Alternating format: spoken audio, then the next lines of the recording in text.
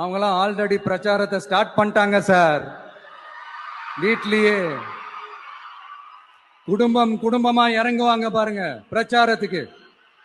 அப்ப உங்களால மட்டும் இல்ல, எந்த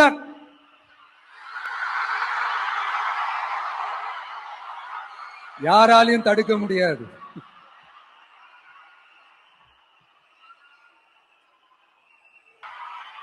ஸ்டாலின் தொடரட்டும் அப்படின்னு அர்த்தம் கிடையாது. தீய சக்தி திமுக ஆட்சி மறையட்டும், தூய சக்தி டிவிகே ஆட்சி வரட்டும். நானும் உதிக்கட்டும்னு சொல்லாம்னு நினைச்சேன், பார்த்தா அதை வேற திருச்சி பேச ஆரம்பிச்சிருவாங்க.